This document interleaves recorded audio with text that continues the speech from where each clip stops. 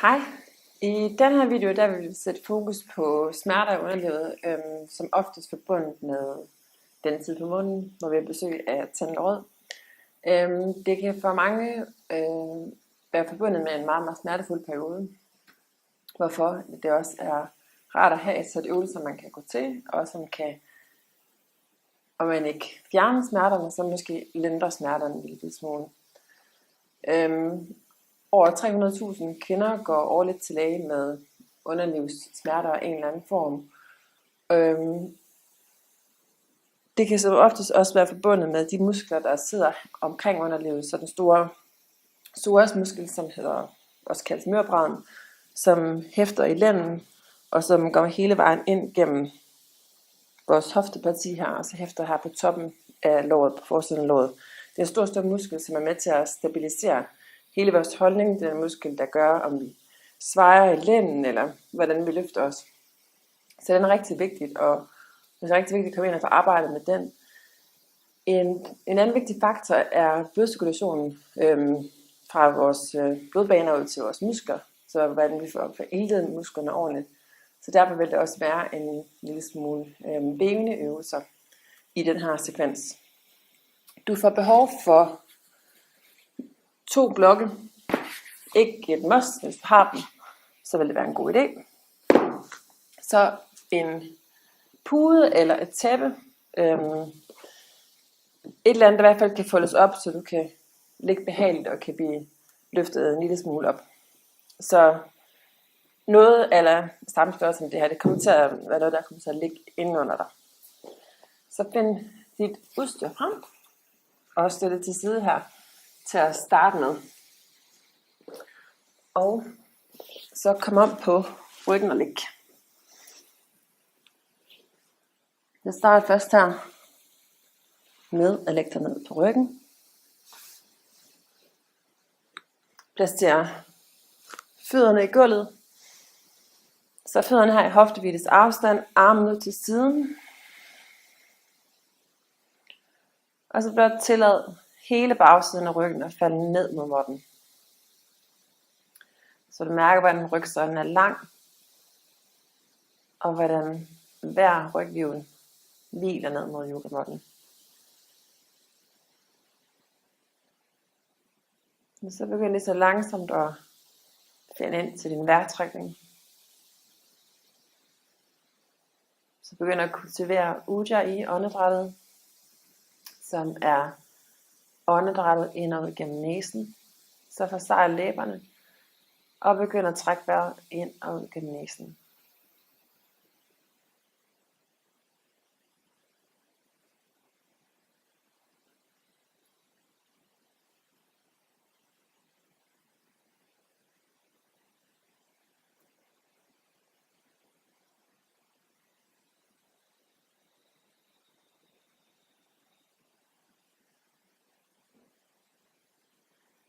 Så det lyder en lille bitte smule som havets brusen.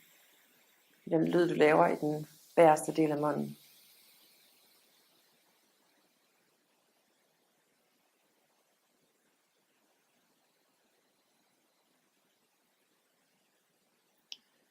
Og så begynder at blive opmærksom på her, når du laver en indånding, at du løfter navlen op mod loftet, at du skaber rum inde i maven og fylder maven op med luft. Op gennem brystkassen. Og på din udånding trækker navlen ind mod rygsøjlen. Og presser al luft ud af maven.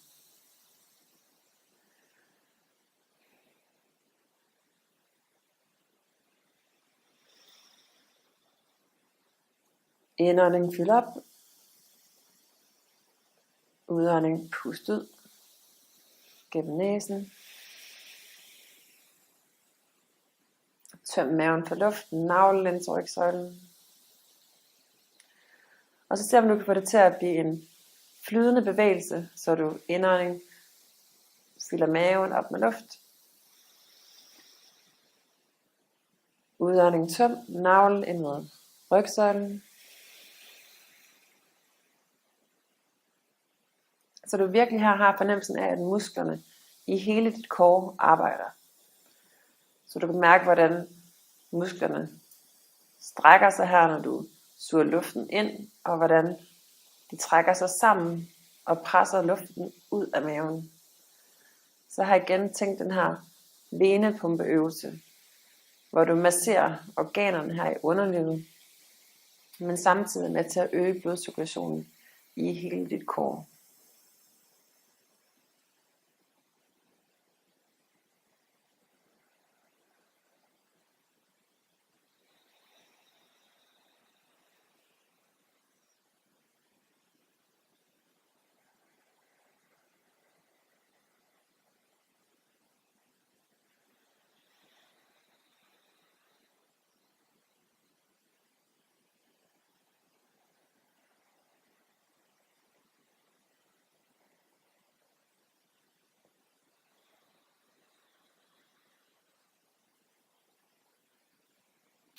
Så vi starter stille og roligt op her med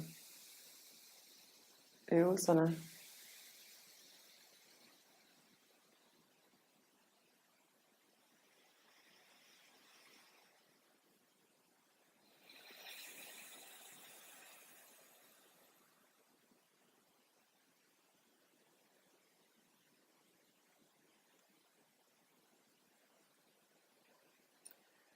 Så tag hænderne om her på bagsiden af venstre lår.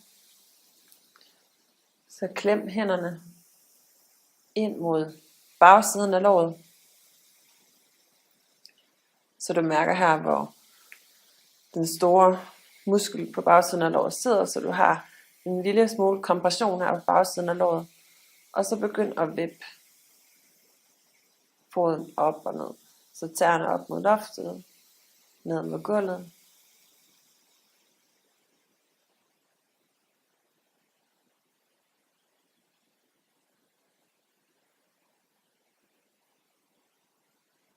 Igen det med at presse hænderne ind mod bagsiden af låret.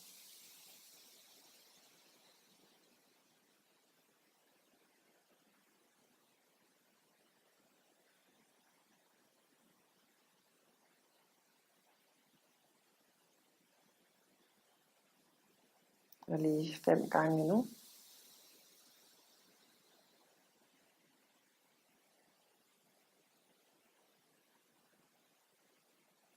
Og placer venstre fod i gulvet. Træk højre ben ind mod dig. Hænderne på bagsiden af højre lår. Og så begynder at vippe den højre fod. Pres hænderne ind mod bagsiden af højre lår. Så du skaber kompression her mod låret. Få blodet til at cirkulere gennem benene. Ned gennem anklerne og ud til tæerne.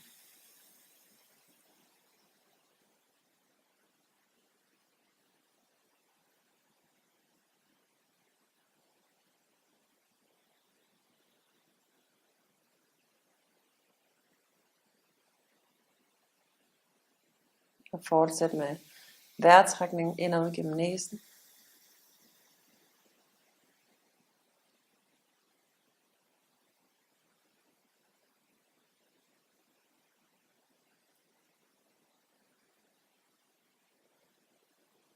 Og lige et par stykker endnu her.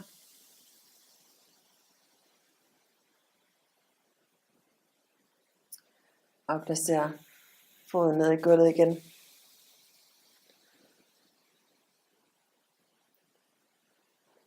Så træk venstre knæ ind til brystet, så du placerer hænderne her ud til siden. Træk det venstre knæ ind til brystet, og så stræk det venstre ben ud. Og sænk langsomt benet ned mod gulvet. Knæet ind til brystet. Stræk benet ud. Sænk benet ned mod gulvet. Og du kan enten have det højre ben her bøjet med foden placeret i gulvet, eller du kan strække det højre ben ud. Det bliver en lille smule sværere her med højre ben udstrækt, når du skal strække det venstre ben ud. Så vælg en variation, der passer til dig. Det er meningen, at det her det skal være nogle restaurative øvelser, så du skal ikke anstrenge dig for meget. Det er meningen, at du skal få det bedre, så vær god ved dig selv her. Knæet ind til brystet på en indånding. Stræk venstre ben ud. Og på en udånding sænk langsomt benet ned mod gulvet. Indånding, knæet ind til brystet. Stræk benet ud. Sænk mod gulvet. Indånding, knæet til brystet. Stræk benet ud. Sænk ned. 2 runder mere. Indånding, knæet ind. Stræk benet ud. Og sænk. Indånding, knæet ind til brystet. Stræk benet ud. Og sænk benet ned mod gulvet. Venstre fod i gulvet. Indånding, knæet ind til brystet. Stræk benet ud. Og sænk benet ned mod gulvet. Knæet ind til brystet. Bøj benet. Stræk ud. Og sænk ned. Langsomt ned mod gulvet. Indånding, bøj. Stræk ud. Og udånding, sænk. Indånding, bøj. Stræk ud. Og udånding, sænk. Indånding, bøj knæet. Stræk benet ud. Sænk langsomt ned. 2 runder mere. Indånding, bøj ind. Stræk ud. Og udånding, sænk langsomt ned på gulvet. Sidste gang. Indånding, bøj benet ind. Stræk benet ud. Og udånding, sænk langsomt ned mod gulvet. Så stræk begge ben ud. Placer hænderne ned langs siden, håndfladerne ned mod gulvet. Og det er ligesom vi gjorde i starten med at få vejrtrækningen til at cirkulere, samtidig med at maven bevæger sig. Så kommer vi til at gøre det en lille smule mere tydeligt og en lille smule mere energisk. Så på din indånding træk vejret ind gennem næsen. Og udånding tøm maven fuldstændig for luft. Og så kommer det til at lyde sådan her.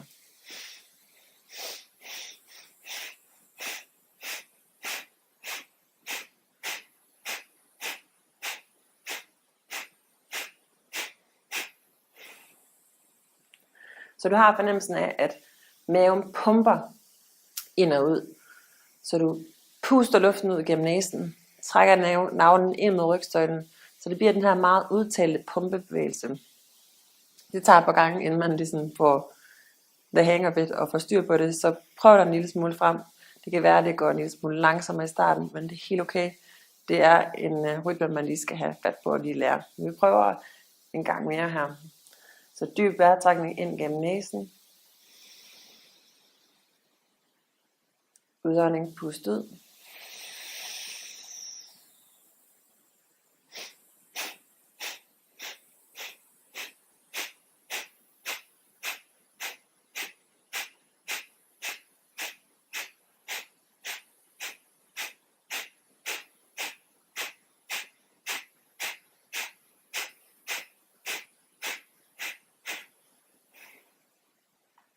Så det er helt okay, hvis du kan mærke, at mavemusklerne arbejder, og det bliver en lille smule, jeg vil ikke sige hårdt og ømt, men at man i hvert fald godt kan mærke, at maven her bliver aktiveret. Det er hele meningen med den her øvelse her.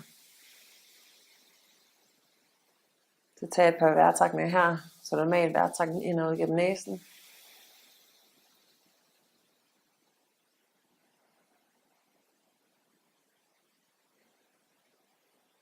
Vend så tilbage til din udøjelige vejrtrækning. Så placer fødderne i gulvet igen i hofteviddes afstand. Så laver vi en lille smule øvelser her til at styrke vores core. Så en mild form, så giv ikke for meget gas, men tag de øvelser du kan, og det du kan være med på her. Men det er også vigtigt, at vi får arbejdet i musklerne her omkring underlivet, og så omkring vores core. Så tit de smerter vi har selvfølgelig noget forbundet med vores menstruation, men har også tit noget med de muskler, der sidder rundt omkring vores organer. Så vi kan få stabiliseret vores core, vores psoasmuskel kan få strukket den ud, så løsner vi også op en lille smule for de her smerter, fordi vi har et mønster i os, der har gjort, at vi er vant til at spænde op, og det kan også skabe smerte, og derfor er det vigtigt at få løsnet op og få strukket ud af de her muskler, og samtidig få dem styrket. Så det hele tiden er en balance mellem styrke og udstrækning. Og stræk først her armene op over hovedet. Tommeltotten ned mod gulvet. Træk skuldrene ind i skulderhovedet, så du suger skuldrene ind mod kroppen. Så på en indånding løft op. Stræk hænderne ned mod tæerne. Træk vejret her. Så hold den lige så lang tid som du kan. Og udånding tilbage. Indånding løft op.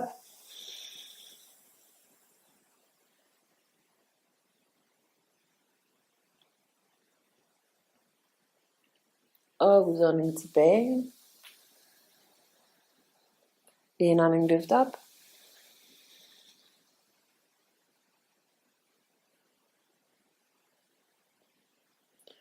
Udånding tilbage. Den her gang indånding løft op.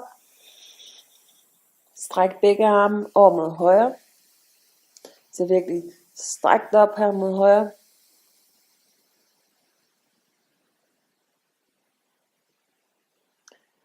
Udånding tilbage, armene op over hovedet. Indånding løft op. Stræk mod venstre.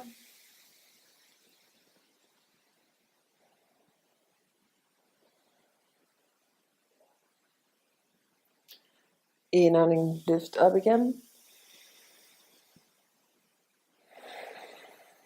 Udånding gennem næsen, en gang mere på hver side. Indånding løft op. Hænderne over mod højre. Stræk, stræk, stræk. Udånding til midten. Indånding mod venstre.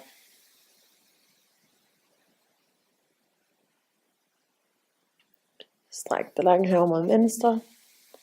Og udånding tilbage. Hvil maven. Hvil hele rygsøjlen ned mod måtten.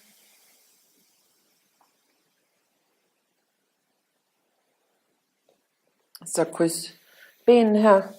Kom langsomt op og sid. Og kom op på alle fire. Så placer hænderne her i skulderhviles bredde. Så hælen af hånden er direkte under skulderen. Og knæene er i hoftehviles afstand.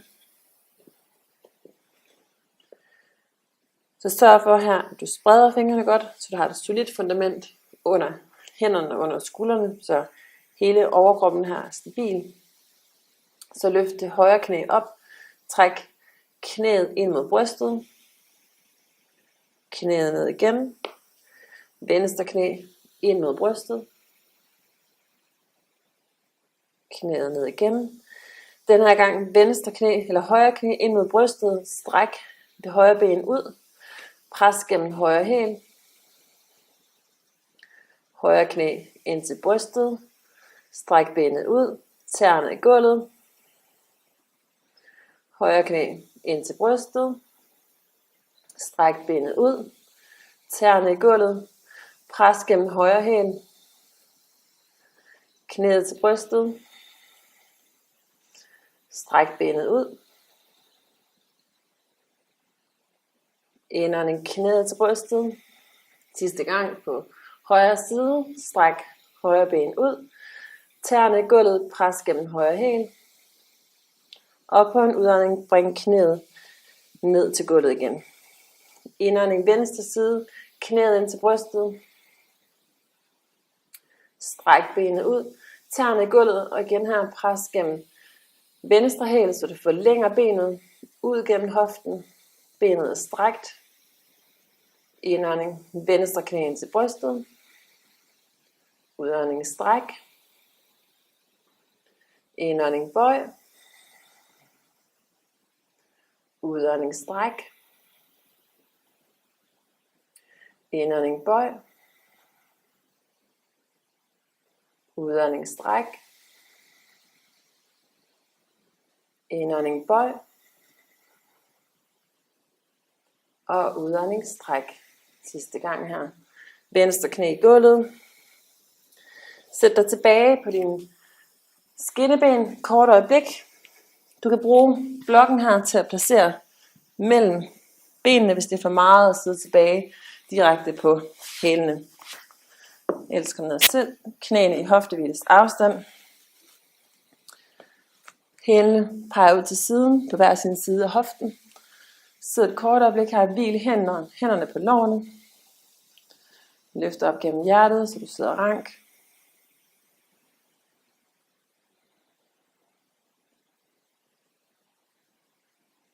Så blink øjnene og åbne igen.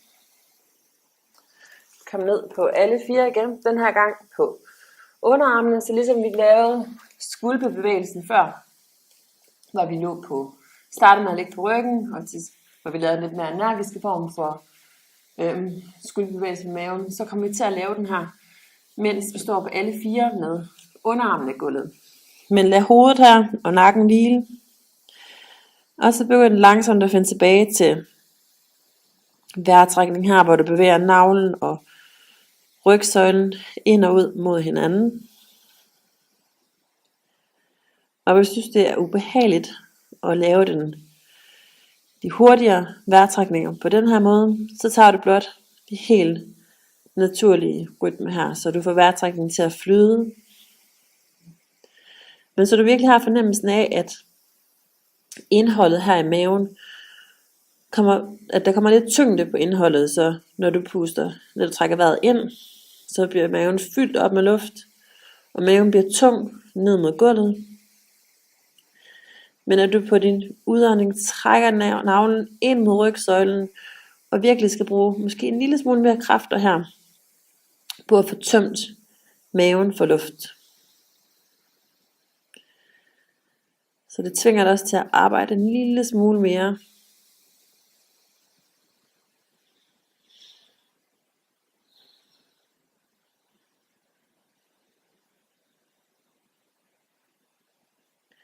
Og måske oplever du, at du også får fat i nogle lidt dybere lag her.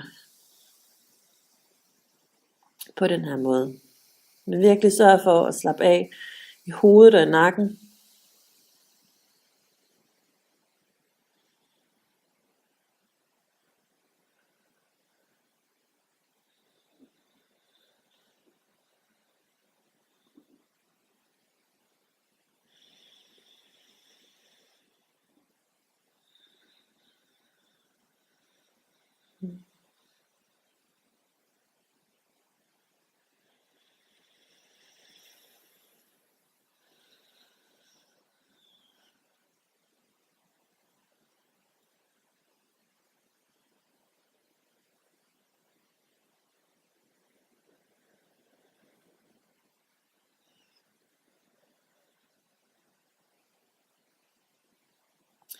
På din næste indånding, kom langsomt op og sid igen. Lad tage fat her i tæppet. Og placer det under dig, eller på måtten her, så du kan ligge med maven ned mod måtten, eller mod tæppet. Et alternativ til tæppet er også at bruge blokkene. Jeg kan personligt selv godt lide at bruge blokkene, for jeg synes det masserer organerne en lille smule mere, så man kan få fat i det her bindevæv, som også sidder i maveregionen og i vores core. Men så det har lidt en dobbelt effekt. Den her sportæppet eller en pude eller hvad du har til rådighed, så har det den funktion, at det støtter, så du kan lettere komme op, når vi skal til at lave øvelserne til ryggen. Ved at bruge blokken får du både fat i at få løsnet bindevævet op her på maven, samtidig med, at det løfter dig lidt op, så er det nemmere at komme op og få fat på bagsiden af ryggen. Så den her kan sige, har sådan lidt en dobbelt effekt. Men i øvelserne her, der bruger vi tæppet. Så placerer tæppet her cirka midt på måtten, så du kan hvile maven ned med måtten. Og du kan også lave øvelserne uden tæppet. Det er blot en lille smule mere støttende at have noget under maven. Især i den her tid på måneden, hvor det hele måske er en lille smule ømt. Så hviler du panden ned mod måtten. Armene ned langs siden. Toppen af fødderne ned mod gulvet. Og så sørg for her, at fødderne og toppen af fødderne bliver ned mod gulvet. Du kan eventuelt rotere hælene op mod loftet, så du har fornemmelsen af, at benene bliver en lille smule mere parallelle, så hælene ikke falder ud til siden. Benene er aktive på den her måde. Så pres den øverste del af hånden ned mod gulvet. Løft skuldrene op og væk fra ørerne. Og så på en indånding, løft op. Så hold blikket her ned mod gulvet, måske en lille smule frem foran dig. Skuldrene væk fra ørerne. Forestil dig, at du trækker skulderbladene sammen og mod hinanden.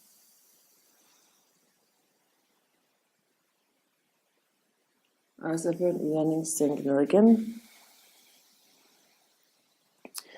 Indånding, løft op.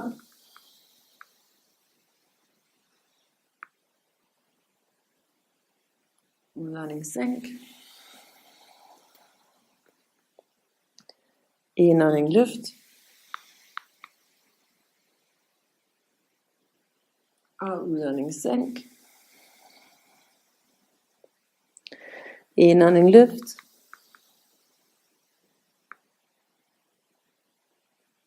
Udånding, sænk. Sidste gang. Indånding, løft op.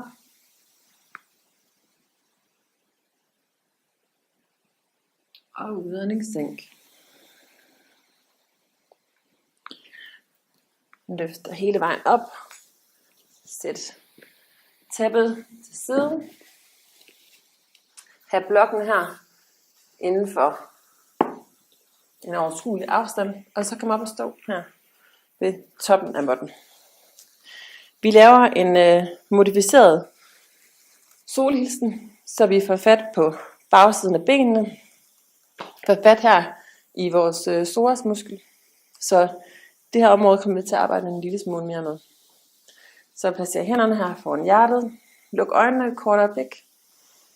Find de 4 hjørner under dine fødder, under dine trædepuder, under dine hæle. Og placer dem solidt ned mod måtten. Så du har fornemmelsen af at slå rødder hele vejen ned gennem måtten, gennem gulvet, så du har et stærkt fundament. Så roter lårene indad mod hinanden, så sædeknuderne spreder sig. Kig forsigtigt halebenet ned mod måtten, men uden at tage det naturlige svej ud af rygsøjlen. Så forestil dig, at du trækker de nederste ribben ind, så maven bliver aktiv. Slap af i skuldrene og løft op gennem hjertet.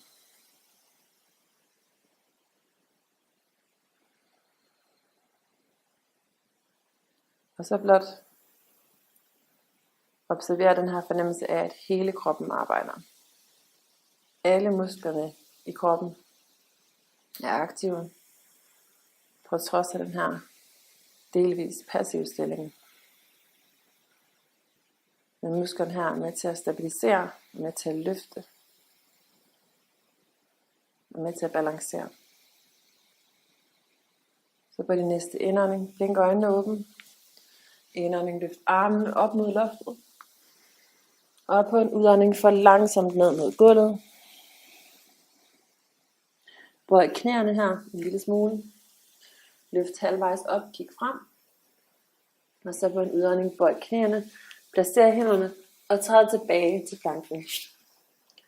Og hvis det er for meget her på tæerne, så placer knæene i gulvet. så det er en lille smule mere behageligt. Albuerne ind til kroppen.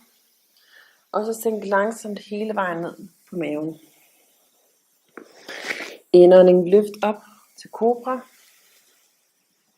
Og på en udånding tilbage. Og så kom ind i din første down dog her. Og så mærk strækket her på bagsiden af benene.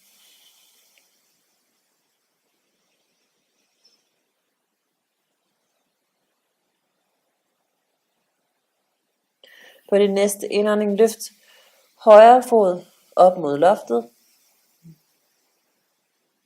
Og på en udånding, træd højre fod op mellem hænderne, venstre knæ, ned mod måtten. Hvis det er for meget med knæet direkte mod måtten, så kan du placere tæppet under knæet. Men sørg for her at gøre hofterne parallelle, så send højre hofte tilbage. Hvile hænderne oven på højre lår. Sænk venstre hoftebøjer, så psoasmusklen eller mørbrænden her ned mod gulvet. Så du mærker et langt stræk hele vejen herop fra den nederste del af maven, ned gennem hoften og toppen af låret her. Så sænk langsomt ned.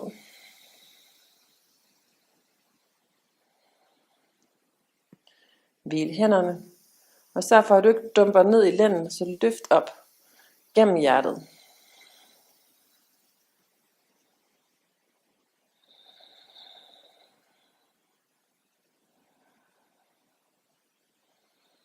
Og efterhånden, så musklen langsomt begynder at åbne op, så kan du sænke en lille smule længere ned.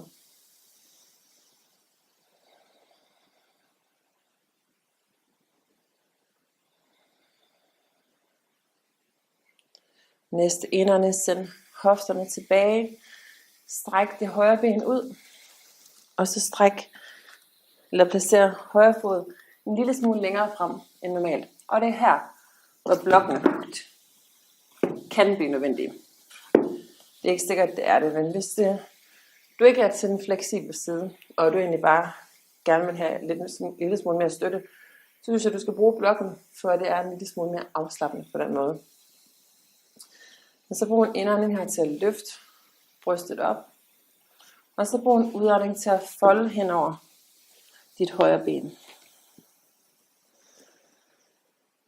Så du mærker det her lange stræk på hele bagsiden af højre ben, ned gennem lægen, op gennem lårene, op gennem hasemusklen, og til den nederste del af ballen. Så er det virkelig godt stræk. En god øvelse her til at få fat på hele bagsiden af benet.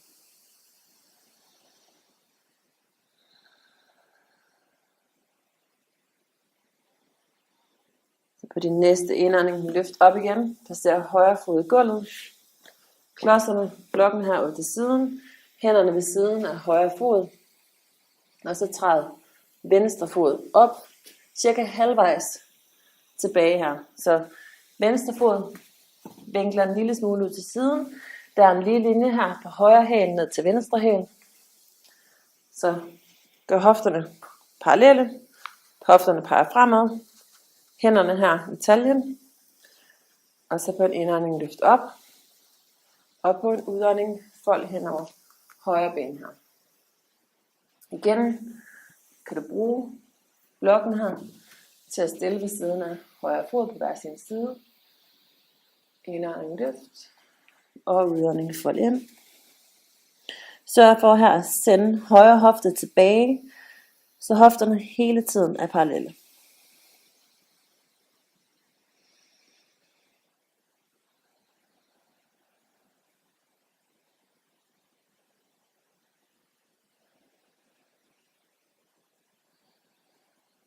Indånding løft op. Blokken ud til siden. Træd venstre fod op ved siden af højre. Hænderne til hjertet. Indånding løft armene op mod loftet. Og på en udånding fold hele vejen ind. Indånding halvvejs op. Kig fremad. Og på en udånding bøj knæene. Placer hænderne og træd tilbage til planken. Enten tæerne i gulvet eller knæene i gulvet. Og på en udånding sænk hele vejen ned. Indånding, løft op til kobra. Og udånding tilbage til down dog.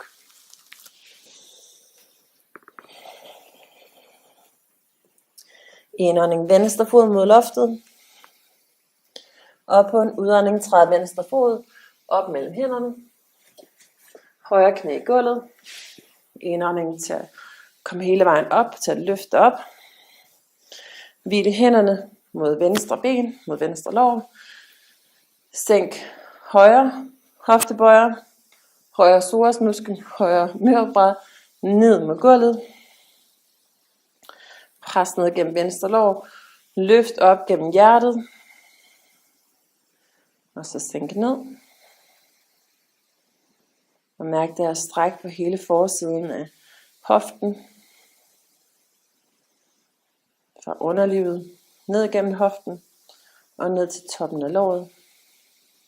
Måske får du også fat i en lille smule af lårmusklerne her.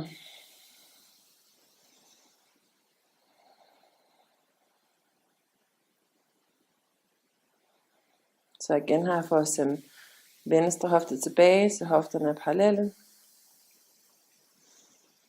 Indånding, løft op. Send hofterne tilbage. Stræk venstre ben ud. Så skub venstre fod en lille smule frem. Sug venstre hofte ind i hofteskålen. Tag klodserne, hvis det er den, du skal bruge her. Så få en indånding, løft op. Og på en udånding, fold hen over venstre ben.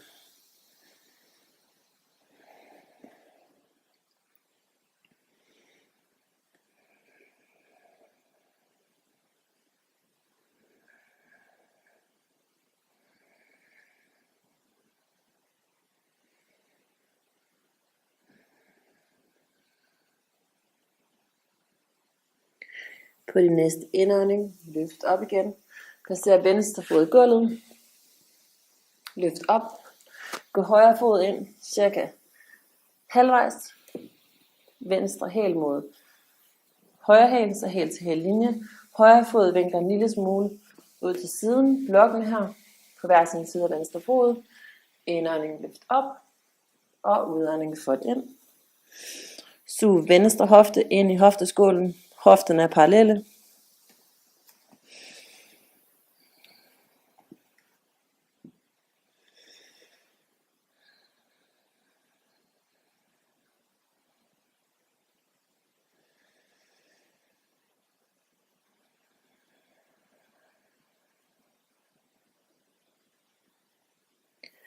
Indånding, løft op igen. Højre fod op ved siden af venstre. Sæt blokkene fra dig, eller vent, du skal faktisk bruge igen. Tag blokkene med dig her. Kom ned og sid. Også tag fat her i blokkene. Sæt den her på hver sin side af dig, så du har noget at læne dig tilbage mod. Det kan også være, at du skal bruge tæppet her igen. Men vi prøver også en lille smule frem. For vi skal have lidt mere fat her i forsiden af lårene. Så de store lårmuskler her. Kommer også til at få fat i psoasmusklen på den her måde. Men vigtigt, at skinnebenene er parallelle med hinanden, lårene er parallelle med hinanden, at hælene her er på ydersiden af hofterne. Så jeg sætter dem tilbage. Så placerer jeg blokkene her bag ved mig, så jeg kan læne mig tilbage. Så undgå at komme for langt ned i den her stilling her. Og det kan godt være, at det er rigeligt og blot ved siden af heroppe. Så bliver du siden her. Så kan du eventuelt placere tæppet under dig, så det er lidt mere behageligt. Ellers så læner du dig en lille smule tilbage. Bruger blokken her som støttefødder. Og så sænk hofterne ned mod gulvet. Luk øjnene.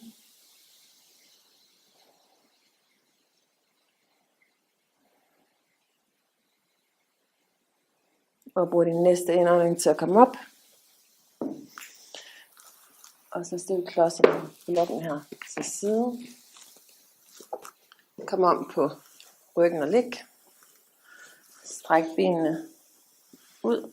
Så den sidste afspændende del her af vores korte yogasekvens. Der strækker du benene ud og mærk, hvordan blodet nu cirkulerer tilbage til benene. Efter at sætte på skinnebenene, efter at skabe den her kompression, der får du virkelig sat cirkulationen og blodtilførselen i gang i benene igen.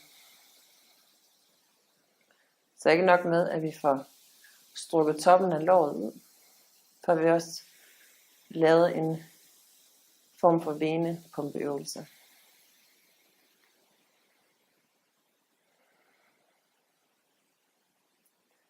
Og så tillad hele bagsiden af kroppen at blive tung. Og lad kroppen smelte ned mod yogamåtten.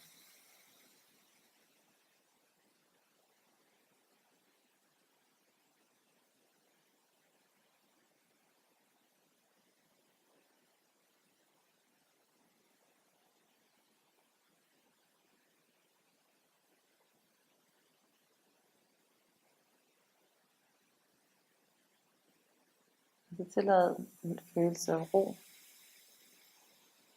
Og måske en lille smule lethed. Det spreder sig ud over kroppen som et stort blødt tæppe.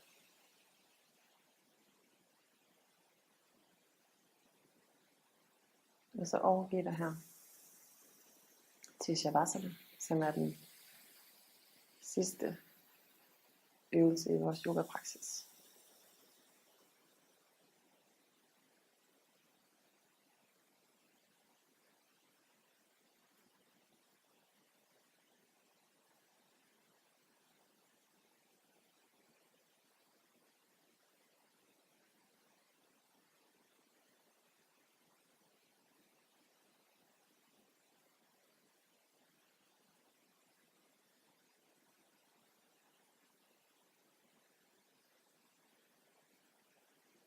Hvis du har længere tid i din dag til at belægge dig et par minutter endnu, så synes jeg, du skal gøre det. Så du har mulighed for at absorbere og virkelig tage alle de gode ting ind, som du lige har gjort for dig selv. Ellers så rulle langsomt over på den højre side. Lad øjnene være lukket, og så pres dig selv op til hele sidestilling.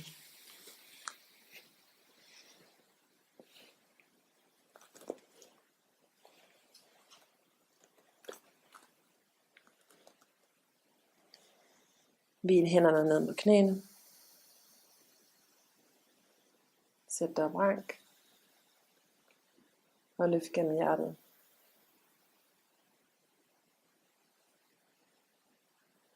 Tag sammen hænderne foran hjertet. Bøj hovedet, som et tegn på taknemmelighed. For at dedikere den her tid til at tage vare for dig selv. Og til at mærke efter indeni, hvad du har behov for i det her øjeblik.